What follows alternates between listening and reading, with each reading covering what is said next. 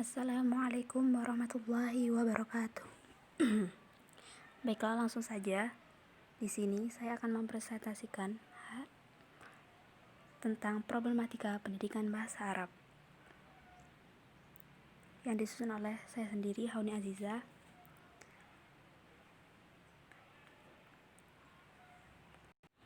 Sebelum melanjutkan, saya akan menjelaskan sedikit tentang bahasa Arab dan tentang problematikanya.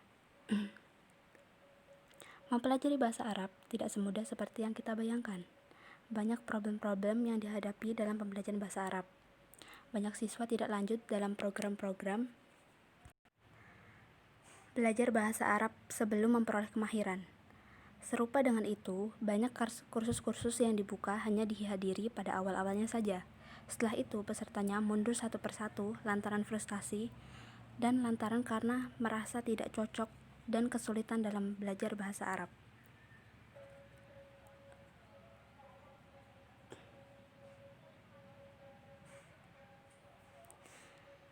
Baiklah, kita lanjutkan.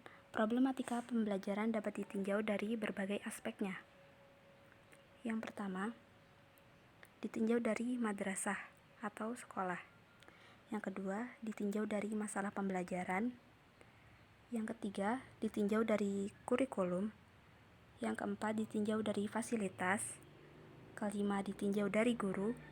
Yang keenam, ditinjau dari siswa dan latar belakangnya.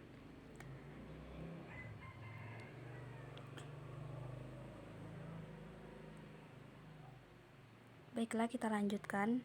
Kita bahas yang pertama, yaitu ditinjau dari madrasah. Yang pertama, mutu sekolah yang sangat kurang dan sangat terbatas. Banyak sekali pendidikan di Indonesia yang mana mutu sekolah yang sangat kurang dan sangat terbatas, seperti pembelajaran hanya terpaku pada buku. Sistem yang hanya terpaku pada buku, inilah yang perlu diubah sistemnya. Sebuah buku memang diperlukan sebagai bagian dari proses pembelajar mengajar, namun tidak harus terpaku pada buku tersebut.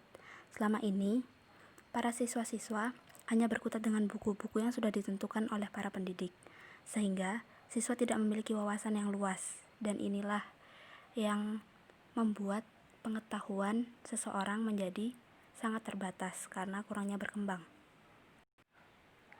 Yang selanjutnya tentang aktivitas sekolah yang tidak berjalan dengan lancar.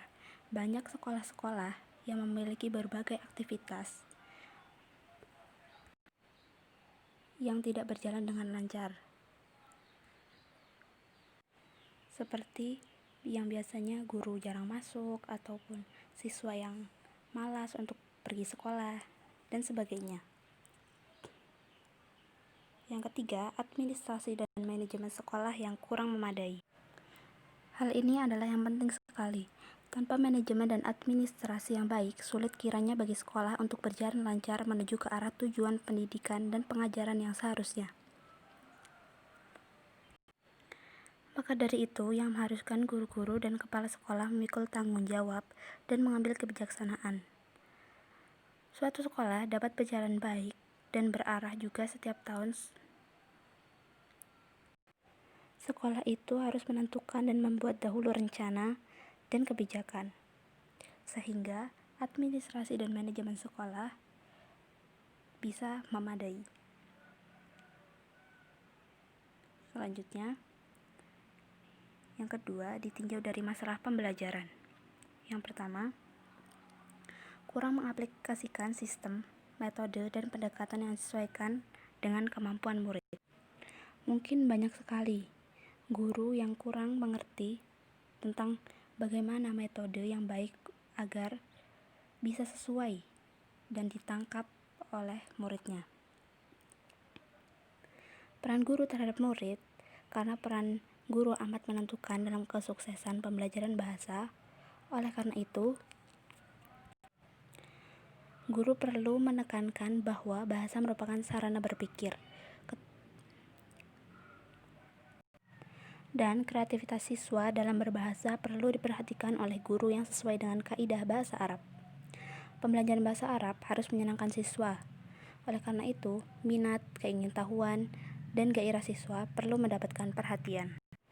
serta perlunya guru memilih metode yang tepat dalam proses pengajaran bahasa Arab, seperti menerapkan metode inovatif dalam pengajaran. Metode inovatif adalah metode yang membawa paham-paham baru. Yang selanjutnya adalah situasi dan iklim yang kurang sesuai dengan kondisi usia, kemampuan serta materi pembelajaran untuk siswa, dan kurangnya pembelajaran kontekstual, serta kurangnya fasilitas pembelajaran yang kurang memadai. Dan ini banyak sekali di antara sekolah-sekolah seperti yang ada di sekolah pedalaman yang kurangnya fasilitas-fasilitas untuk menjangkau agar seorang murid paham akan bahasa Arab. Kita lanjut. Yang ketiga, ditinjau dari kurikulum. Kurikulum problem sering berganti-ganti kurikulum pendidikan yang tidak melihat kondisi siswa. Namun, kurikulum juga punya fungsi bagi sekolah sebagai pedoman mengatur segala kegiatan sehari-hari di sekolah. Fungsi ini meliputi jenis program pendidikan yang harus dilaksanakan, cara penyelenggarakan setiap jenis program pendidikan, orang yang bertanggung jawab dan melaksanakan program pendidikan. Di dalam mutu sekolah, sering bergonta-ganti kurikulum menyebabkan dampak negatifnya adalah mutu pendidikan menurun dan perubahan kurikulum yang begitu cepat, sehingga menimbulkan masalah-masalah baru seperti menurunnya prestasi siswa. Hal ini dikarenakan siswa tidak dapat menyesuaikan diri dengan sistem pembelajaran pada kurikulum yang baru. Perubahan ini juga berdampak pada sekolah di mana visi dan misi suatu sekolah yang sedang ingin dicapai terganggu dengan perubahan kurikulum tersebut. Yang selanjutnya adalah metode pengajar. Metode mengajar yang kurang sesuai dengan cara belajar anak mengembangkan potensi anak secara maksimal dan kurang sesuai dengan perkembangan iptek. Selanjutnya, ditinjau dari fasilitas. Yang pertama, time, kurangnya waktu pembelajaran. Karena kurangnya waktu pembelajaran yang menjadi faktor penyebab menurunnya hasil belajar siswa. Yang selanjutnya yaitu media.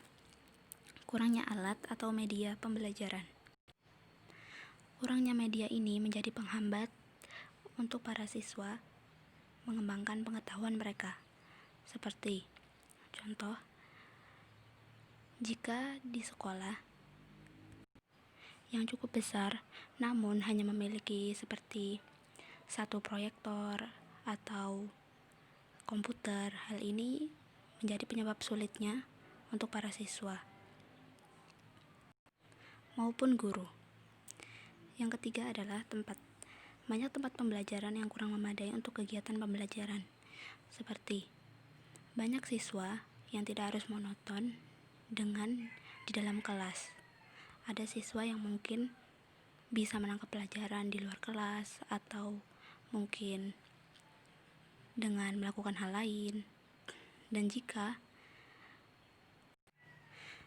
semua murid ditempatkan menjadi satu lokasi seperti dalam kelas, mungkin hal ini yang menjadi penghambat bagi seorang siswa untuk belajar, seperti dia merasakan kebosanan ataupun yang lainnya. Yang selanjutnya adalah yang kelima, ditinjau dari guru. Mutu pendidikan dan kemampuan guru yang kurang memadai tidak sesuai dengan ijazah yang terlampir. Saya pernah bersekolah di SMP dahulu. Si guru ini ijazah yang terlampir, sarjana pendidikan sosial mungkin.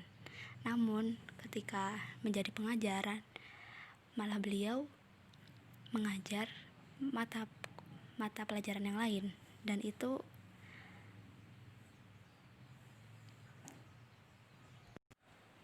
bukan kemampuan guru tersebut. Yang selanjutnya adalah kurangnya kreativitas guru dalam memfasilitasi pembelajaran. Contoh, kurang mengembangkan sistem, media, iklim, dan pendekatan, seperti hanya monoton pada buku, hanya ceramah semata, sehingga membuat siswa-siswa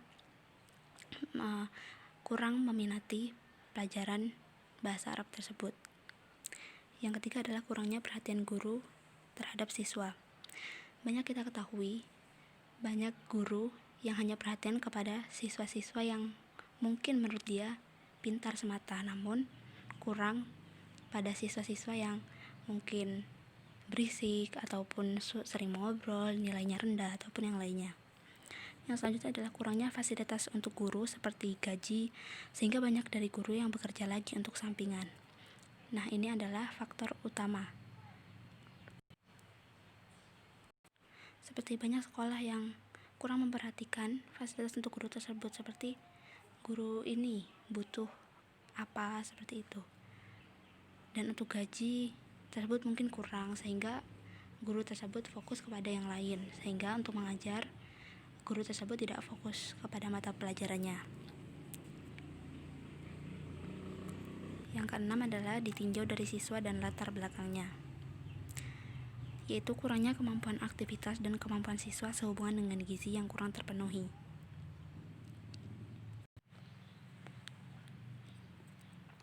Karena kurangnya gizi pada anak-anak, sehingga untuk melakukan aktivitas-aktivitas yang ada di sekolah, seorang siswa tersebut menjadi kurang, seperti kekurangan vitamin C ataupun vitamin D dan yang lainnya, sehingga menjadi penyebab anak tersebut kurang mampu untuk melakukan aktivitas-aktivitas yang berada di sekolah, seperti jadwal padatnya atau mungkin sekolah SMA atau SMP yang mungkin bersekolah hingga sore, dan gizi-gizi ini pun tidak terpenuhi secukupnya pada seorang siswa tersebut. Mungkin cukup ini saja yang bisa dapat saya sampaikan tentang problematika pendidikan bahasa Arab.